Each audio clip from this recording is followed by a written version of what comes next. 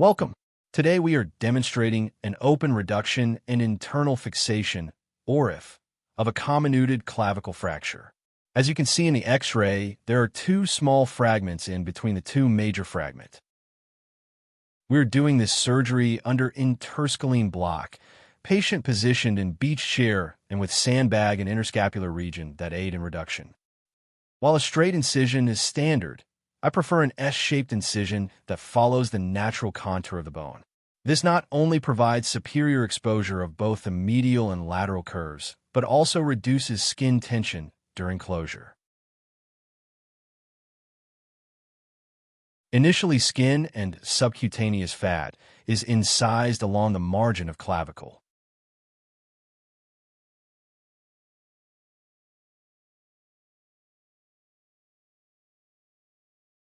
The platysma is incised transversely. Next, incise the clavipectoral fascia. This will expose the underlying clavicle and the attached pectoralis major anteriorly and trapezius posteriorly.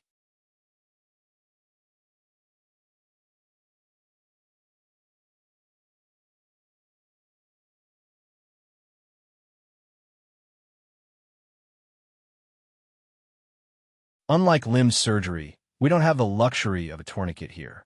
Constant suction and meticulous hemostasis are key to maintaining visualization. Soft tissue dissection is performed to expose the fracture. This can be performed bluntly with a periosteal elevator or sharply with a blade. I begin with a periosteal elevator to expose the fracture site. I then use a curette to freshen the fracture edges, removing any interposed hematoma or soft tissue, followed by a thorough saline wash to ensure a clean environment for reduction.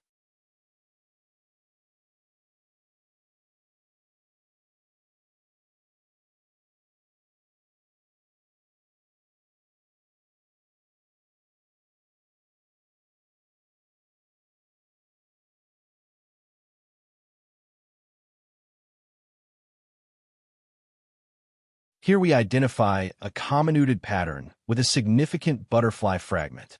A critical tip for trainees: always preserve the soft tissue and muscle attachments to these fragments.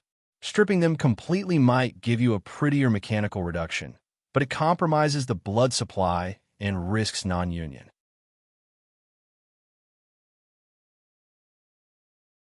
To manage this, I'm using a lag screw to fix the butterfly fragment to the lateral shaft. This effectively converts a complex, comminuted fracture into a simpler, manageable two-part fracture.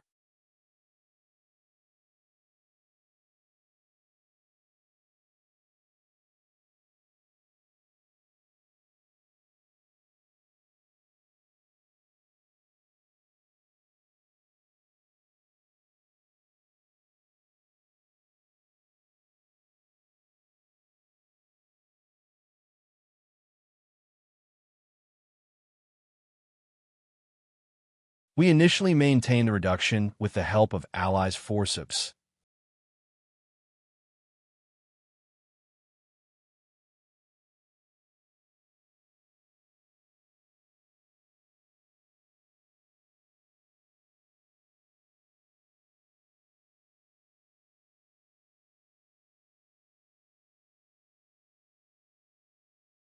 And the primary fracture was very oblique to hold, and applying second lag screw might break the butterfly fragment. We use K-wire for temporary fixation.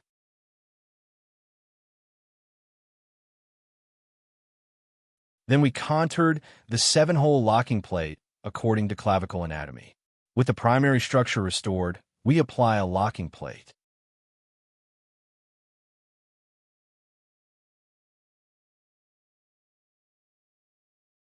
I prefer to fix the medial side first.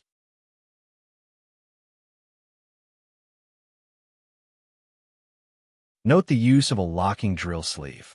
There are several ways to protect drill bit to prevent from over-drilling. I prefer to fix drill bit about 18 to 20 millimeters passing from drill sleeve. This is a vital safety step in the clavicle. It limits drill bit penetration to just beyond the far cortex, protecting the underlying subclavian vessels and pleura from over-drilling.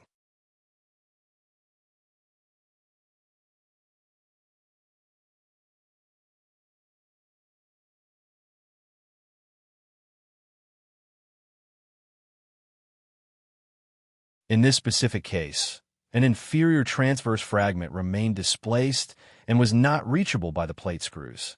Rather than further stripping the bone to gain mechanical purchase, I opted for a biological fixation using vicryl sutures to circlage the fragment back to the main body.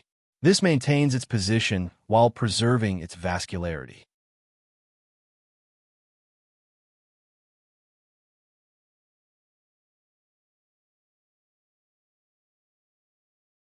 The construct is now stable and the alignment is restored.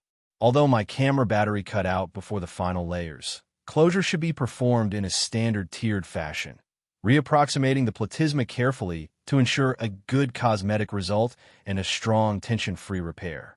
See you guys in another video. Till then, have a nice time.